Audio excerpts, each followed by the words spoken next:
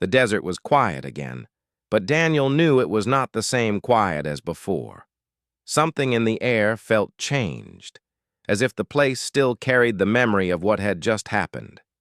He stood there for a long time, the strange stone warm in, his hand, its faint light pulsing slowly like a heartbeat. He looked up at the night sky. It was clear and full of stars, but he knew those were not the same lights he had seen earlier. The ones from the mother's ship had vanished into the distance, too far for human eyes to see. Still, Daniel had a strange feeling, like somewhere up there they might be looking back. When he finally stepped inside the house, the silence felt different. The boy's presence had filled the rooms with an unusual energy for days. Now, the house felt still, almost empty. Daniel sat at the table, placing the stone in front of him. He ran his fingers over the markings, wondering what they meant. They looked like symbols, but not from any language he knew. Some were straight lines, others were soft curves, and some looked like tiny stars. He thought about the moment the mother had touched his forehead. It wasn't just a simple gesture. It had been like a flood of emotions and images, gratitude, trust, and a strange sense of connection. He remembered the vision of their world, so beautiful and peaceful, and the shadowy shapes that chased them. Whoever they were, they had traveled across space to keep the boy safe. The next morning, Daniel took a walk to the edge of his property. The sand still showed faint circular patterns where the ship had landed, but they were fading quickly, under the wind. In a few days, there would be no sign that anything had happened here at all. Life began to return to normal, at least on the outside. Daniel went into town for supplies, waved to neighbors, and worked around the house. But inside, nothing felt normal. Every time he saw the night sky, he remembered the boy's wide eyes and gentle humming. Sometimes, when the wind blew across, the desert just right, Daniel could almost imagine he was hearing that sound again. One evening, a week after they had gone, Daniel was sitting on his porch with the stone in his hands. The sun had just dipped below the horizon, painting the sky with shades of gold and purple. He turned the stone slowly, and for a brief second, it glowed faintly. He felt a calmness wash over him, the same calmness he had felt when the boy was nearby. It was as if the stone was alive, holding a piece of their connection. Over the following months, strange little things continued to happen. Once, while fixing the old lamp in his living room, it suddenly lit up before he even touched the switch. Another time, a dry plant on his windowsill began to grow small green leaves overnight. Daniel knew these moments weren't accidents. They were reminders, quiet whispers that the boy and his people had not forgotten him. Sometimes Daniel would dream. In these dreams, he wasn't in his home or the desert. He was standing in a place filled with tall crystal towers and glowing rivers of light. The air was soft and warm, and above him, enormous floating shapes drifted through the sky. In the dreams, the boy was there too, older now, smiling at him with the same kindness he had shown that first day. Daniel never told anyone about what happened. He thought about it many times, especially when people in town mentioned the strange lights that had been seen in the sky. But he knew most wouldn't believe him. And maybe, he thought, some secrets were meant to be kept. Years later, Daniel still kept the stone in a small wooden box. He would take it out on quiet nights, holding it in his palm and watching its faint light. Sometimes, when the air was still and the stars were bright, he would feel a warmth in his chest, as if the boy was saying thank you again from across the distance. One clear summer night, Daniel sat on the porch, the stone resting in his hand. The desert stretched before him, calm and endless. Then, in the far distance, he saw a single light moving across the horizon. It was slow, steady, and unlike any plane or satellite he had ever seen. He smiled to himself, feeling certain it was no ordinary light. The light paused for a brief moment, glowing brighter, and then continued on its way. Daniel didn't need words or explanations. He knew what it meant. Somewhere out there, the boy, now with his family, was safe, and in his own way he was saying goodbye. Or maybe, see you again. Daniel leaned back in his chair, the warm, desert breeze brushing against his face. He looked up at the endless sky, feeling both small and connected to something far greater. The stone pulsed gently in his hand, and Daniel closed his eyes, holding on to the memory of those extraordinary days. It was a secret he would carry for the rest of his life, a story no one else would ever truly understand, but one that had changed him forever, and deep in his heart, he knew this was not the end. Somewhere in the quiet distance between the stars, a bond remained, waiting for the day when paths would cross again. That night, the desert was unusually quiet.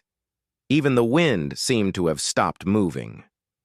Daniel could feel a strange energy in the air, as if the whole world was waiting for something. The boy stood outside in the yard, his eyes fixed on the dark sky.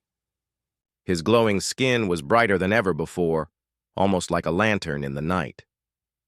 Daniel stayed close to him, not sure what might happen but unwilling to leave his side. Then it began, a deep, steady hum that seemed to come from everywhere at once. It wasn't loud, but it filled the air in a way that made the ground feel alive under their feet. The boy's head tilted slightly, and he raised the smooth stone in his hand. It pulsed with a light that matched the rhythm of the hum.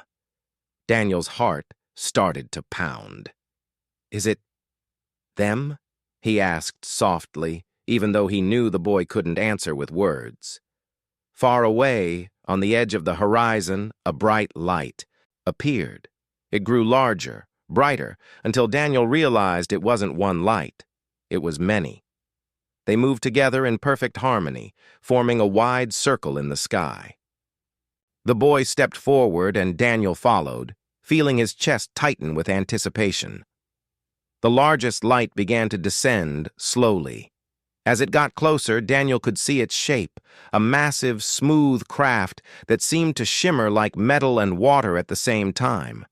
It moved without a single sound, yet Daniel could feel its presence, powerful and commanding.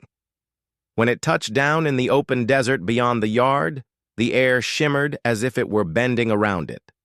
A section of the craft opened, and a soft, golden light spilled out onto the sand. Daniel's breath caught when he saw the figure stepping forward. She was tall and graceful, her skin glowing just like the boy's but with a softer, warmer light. Her eyes were deep and bright, filled with something Daniel couldn't describe. Love, relief, and urgency, all at once. She moved with elegance, her steps making no sound, and her gaze never left the boy. The boy dropped the stone and ran to her. She knelt down, gathering him in her arms. The glow around them grew brighter, as if their reunion created its own light. Daniel stood frozen, feeling like he was witnessing something far beyond ordinary human life. Behind her, others began to step out of the craft, many of them. They wore shimmering suits that looked both protective and ceremonial. Each one carried a tall staff that emitted a soft blue glow. They moved into formation around the craft, standing silently but watchful, their eyes scanning the desert. Daniel realized this was not just a visit, this was an arrival with purpose. The mother pulled back from her son and looked toward Daniel. She didn't speak, but Daniel felt something in his mind, a wave of calm that was not his own. It was like she was communicating without words, sending him feelings instead of sentences. In that moment, he understood her gratitude. She was thanking him for protecting her child. Images flashed in his mind. The boy alone in the desert. The mother searching the stars, the journey they had made to reach Earth. He saw glimpses of their world, skies filled with glowing rivers of light, cities that floated above oceans, and mountains made of crystal. But then, the images shifted. Daniel saw shadows, dark shapes moving through space, chasing the mother and her people. The feeling that came with these images was urgent, almost warning him. They had come not only to find the boy, but also to keep him safe from something else. Daniel didn't know how much time had passed, but the mother's presence made the world feel still. She stepped closer to him and reached out her hand.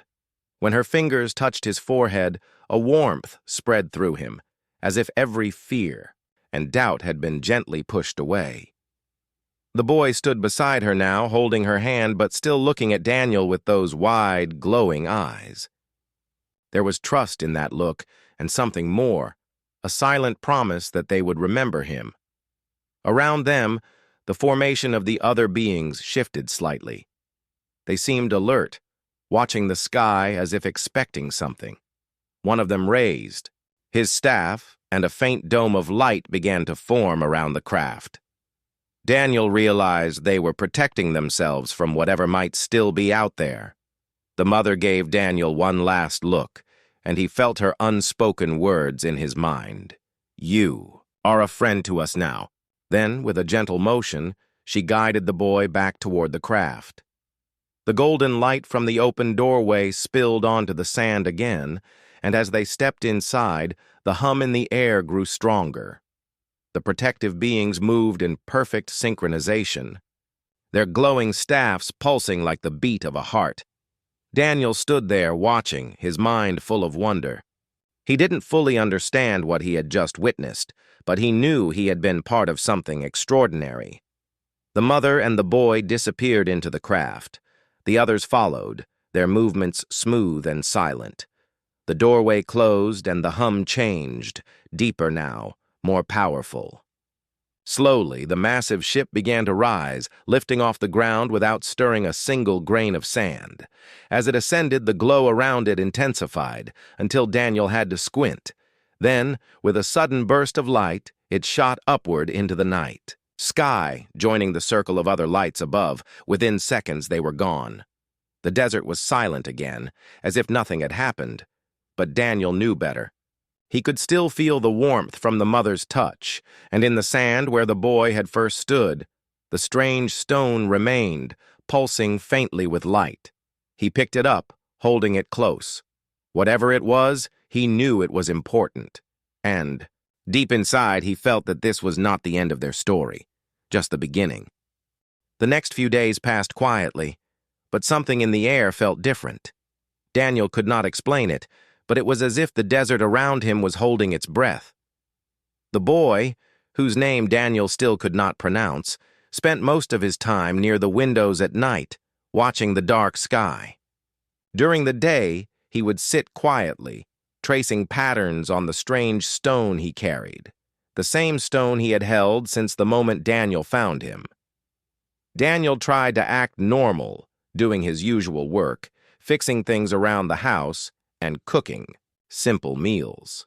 But every so often he caught himself staring at the boy, wondering where he had come from and why he had ended up here. The mystery gnawed at him like an unfinished puzzle. One evening, Daniel stepped outside to put away some tools. The desert air was cooler now, carrying a faint scent of dry earth. As he looked toward the horizon, something caught his eye. Small lights far away, moving in the sky. At first he thought they were planes, but their movement was strange. They didn't follow a straight path. Instead, they darted from one point to another, stopping suddenly, then speeding off again. No aircraft he knew could move like that. He called out to the boy without thinking. "Hey, come look at this!" Supple boy appeared instantly, almost as if he had been waiting for this moment. His eyes widened when he saw the lights. He stepped forward, his shimmering skin faintly glowing in the dim evening light. For a few seconds, he stood completely still, watching. Then he made a soft, urgent humming sound. Not the calm tune Daniel was used to, but something faster, more intense.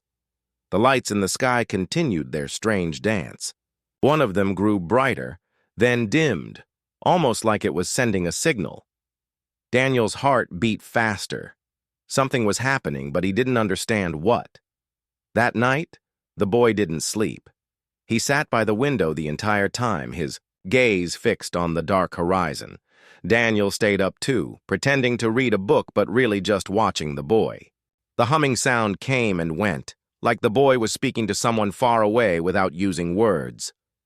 By the third night, the lights returned, brighter this time and closer. Along with them came a faint humming in the air, not from the boy, but from outside, as if the desert itself was vibrating. Daniel stepped outside to listen. It was a deep, steady sound that he felt more than heard. His dog, Max, began barking wildly, pacing near the fence. The boy followed him out, his glow brighter now. He looked both excited and worried. He raised the stone in his hands, and it pulsed with light. Daniel stared, his mind struggling to keep up. "What is that thing?" he whispered, though he knew he wouldn't get an answer. The lights above shifted again, forming a loose pattern in the sky. The boy raised his head, and Daniel noticed his humming matched the blinking rhythm of the lights. Was he communicating with them? The next morning, Daniel turned on the news while making coffee. A reporter was talking about unusual readings, picked up by satellites, bursts of energy in the desert region where Daniel lived. Some scientists thought it was just natural activity, but others admitted they couldn't explain it. There were no military exercises reported, and no storms that could cause such readings. Daniel glanced at the boy, who was now sitting on the porch. The wind ruffled his pale hair, and he looked deep in thought. Daniel could feel it in his gut. Those readings had something to do with him. Later that afternoon, the boy wandered to the edge of the property. Daniel followed, not wanting him to go too far. The boy knelt down and placed his hands flat on the dry sand. Almost instantly, small ripples formed on the surface like water being touched. Daniel stepped closer, amazed. It wasn't wind. The boy was doing this. When the boy stood, he looked at Daniel with an expression Daniel couldn't quite read. Part warning, part reassurance. Then he pointed to the sky. His finger followed the path of a faint white streak moving slowly across. The blue. It wasn't a cloud. It wasn't a plane. It was something else. That night, the lights came again. But this time, there were more of them. Dozens, maybe more, spread across the sky. The humming sound in the air was stronger now, almost like a low song surrounding the house. The boy stood outside in the cool night, his skin glowing so brightly that it lit the ground around him. Daniel stood beside him, unable to take his eyes off the sky. The largest light slowly moved closer, and for a moment Daniel thought it might land right there in the desert. But then it stopped, hovering silently. The boy's humming changed, becoming slower, deeper, almost like a call. The lights pulsed in response. Daniel's mind was spinning. He didn't know if this was a good thing or a bad thing. All he knew was that something, or someone, out there was searching for this boy. And from the look in the boy's eyes, Daniel suspected they were getting closer every night. As the lights faded into the distance, the boy lowered his hands, and his glow softened. He looked at Daniel for a long moment, as if trying to prepare him for what was coming. Daniel didn't speak. He had too many questions, and none of them had easy answers. Deep inside, he knew the quiet days were almost over. Whatever was in, the sky was coming closer, and when it arrived, nothing in his life would be the same again. The next morning, Daniel woke up early. The sun had just started rising, and a soft orange glow filled the room. For a moment, he wondered if the events of yesterday had been a dream. But then he heard a faint humming from the living room, the same gentle sound the boy had made in the desert. Daniel walked quietly to see him. The boy was sitting on the floor near the window, his legs crossed, holding the strange stone in his hands. The sunlight touched his skin, making it shimmer even more than before. His large eyes were fixed on the sky, watching the fading stars. "Good morning," Daniel said softly. The boy turned his head slowly and gave a small smile. He didn't speak, but his expression showed that he understood Daniel's greeting. Daniel had placed a plate of toast and fruit on the table. "I don't know what you eat, but maybe you can try this," he said, pushing the plate toward him. The boy walked over, looked at the food for a while, and then gently touched the fruit. His fingers pressed lightly, and for a moment the fruit seemed to glow faintly. Instead of biting into it, he brought it near his face, closed his eyes, and took a slow breath as if he was taking in its energy. Daniel didn't know whether to be amazed or confused. He decided not to question it, at least not yet. As the day went on, Daniel noticed more strange things. When the boy walked past the old television, it flickered for a few seconds, even though it was turned off. The ceiling fan spun a little, faster when he stood near it. At one point, the small lamp in the corner began to glow brighter without anyone touching it. Daniel sat on the couch, watching all of this with wide eyes. He had never seen anything like it. The boy didn't seem to notice these changes, or maybe didn't think they were unusual. He simply moved around the house, exploring with silent curiosity. Sometimes the boy would stop and press his palm against a wall or a piece of furniture, as if he was feeling its history. Daniel thought it was strange, but there was something peaceful about the way he did it, slow, gentle, and thoughtful. Later that afternoon, Daniel decided to take him outside. "Come on," he said, grabbing his keys. The boy followed quietly, still holding the stone. They got into the truck, and Daniel drove toward a small market in town. As they arrived, people gave curious glances. It wasn't every day they saw a child with shimmering skin and bright, unusual eyes. Daniel noticed the stares but ignored them. He didn't want to make the boy feel uncomfortable. Inside the market, Daniel picked up some groceries, bread, milk, canned goods, while the boy wandered a few steps behind, touching the edges of shelves and picking up small objects to study them. He seemed fascinated by simple things: a shiny spoon, a pack of colored balloons, a wind-up toy. When they passed a section with small plants, the boy stopped. He reached for a tiny potted flower whose leaves looked dry and weak. Placing his hand gently over it, he closed his eyes. A moment later, the leaves straightened, and the color became richer. Daniel stared in disbelief. He glanced around to see if anyone else had noticed, but luckily, no one was looking. By the time they returned home, Daniel's thoughts were running in circles. The boy was clearly not from anywhere Daniel knew. He wasn't just different in looks. Everything about him was different. Still, Daniel didn't feel afraid. If anything, he felt protective, like it was his responsibility to keep the boy safe.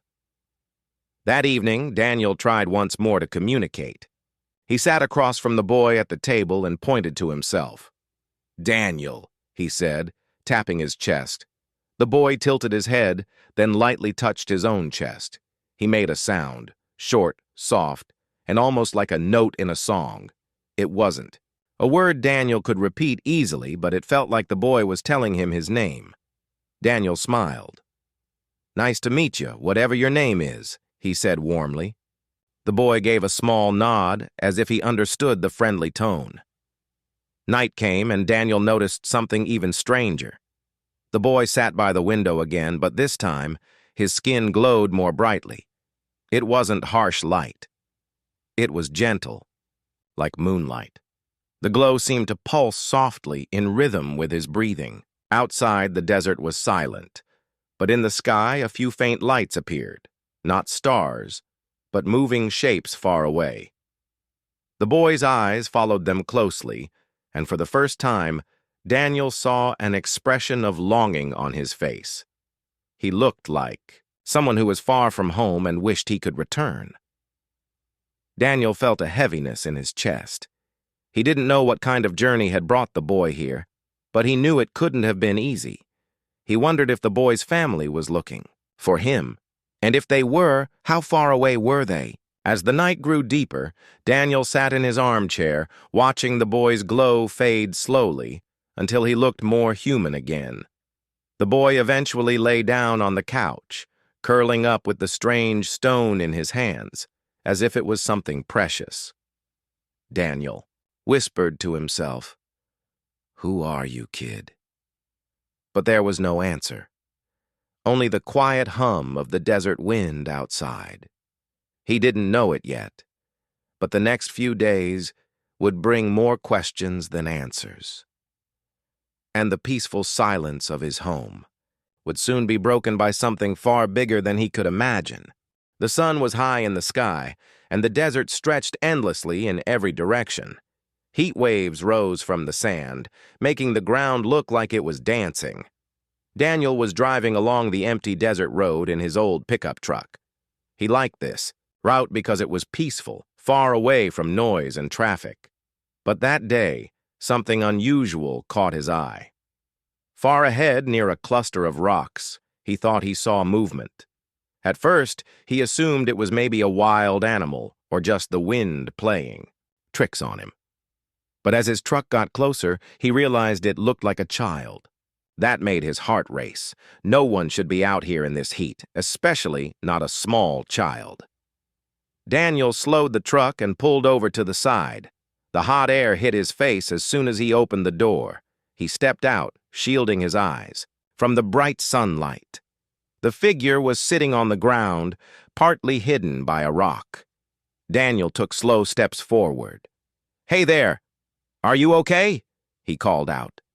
The child lifted his head, and that was the moment Daniel froze. The boy's eyes were large, much larger than normal, and seemed to shine in the light. His skin had a faint shimmer, as if tiny silver dust particles were on it. His hair was short and white, not from age but naturally, and it glowed softly in the sunlight. For a few seconds, Daniel didn't know what to think. He wondered if maybe the heat was making him imagine things. But then the child blinked and looked at him with a mix of fear and curiosity. Daniel knelt down slowly so he wouldn't scare the boy. "It's okay. I'm here to help," he said, gently. The child didn't respond with words. Instead, he made a soft humming sound, almost like a tune. It was unlike any sound Daniel had ever heard from a person. Looking around, Daniel saw no footprints, no bicycle, no bag. Nothing that explained how the boy had ended up in this part of the desert. His clothes were simple but made from a strange material that shimmered slightly, almost like it was woven from light. The boy's small hands clutched a smooth stone-like object with markings on it. It didn't look like anything Daniel had ever seen before. But right now, his main concern was that the child looked weak. His lips were dry, and he seemed tired, as if he had been walking for a long time. Daniel reached for his water bottle and slowly offered it. The boy stared at it for a moment, then took it in both hands. Instead of drinking like a normal child, he just touched the rim to his lips and held it there for a while, as if he was absorbing it in some strange way. Daniel didn't understand, but he didn't push. The desert was no place for a child, especially one so unusual. The sun was getting hotter, and Daniel knew staying here could be dangerous. "Come with me," he said softly, pointing to his truck. The boy tilted his head, studying Daniel's face, and after a short pause, he stood up. He was lighter than Daniel expected, and his movements were slow but graceful, almost like he was floating. They walked back to the truck. Daniel helped him into the passenger seat and made sure he was comfortable. The boy sat silently, looking out the window as if everything he saw was new to him. The road, the sky, the way the wind moved the sand. As Daniel started driving, his mind was full of questions. Who was this child? Where did he come from? And how did he end up alone in the middle of the desert? But the boy didn't seem ready to talk. He kept humming softly, and every time he did, Daniel felt strangely calm, as if the sound carried some kind of gentle energy. They drove for nearly an hour before reaching Daniel's small house on the edge of town. The house was simple. Just one floor with a porch and a few trees that gave some shade. Daniel parked the truck and got out. The boy followed him slowly, still holding the strange stone. Inside, Daniel guided him to a chair and poured a glass of water, placing it on the table. The boy didn't drink it, but he stayed close to it, as if the water's presence made him feel better. Daniel tried to ask him basic questions. "What's your name? Where's your family?" But the boy just tilted his head and made those soft, musical sounds. Daniel wasn't sure if the boy didn't understand him or simply couldn't speak the same way humans did. The afternoon sun began to lower, casting golden light into the room. The boy's shimmering skin reflected the glow, making him look almost magical. Daniel sat across from him, still unsure what he had just brought into his home. One thing was certain: this was no ordinary child. And deep down, Daniel felt that this meeting was not an accident. Something told him the boy's presence was going to change everything. That night, as Daniel prepared a simple meal, the boy stayed by the window, watching the stars slowly appear in the sky. He pressed his hands gently against the glass, looking upward as if he was searching for something, far beyond the horizon. Daniel watched him quietly, wondering what secrets this strange child carried, and whether he was ready to discover them.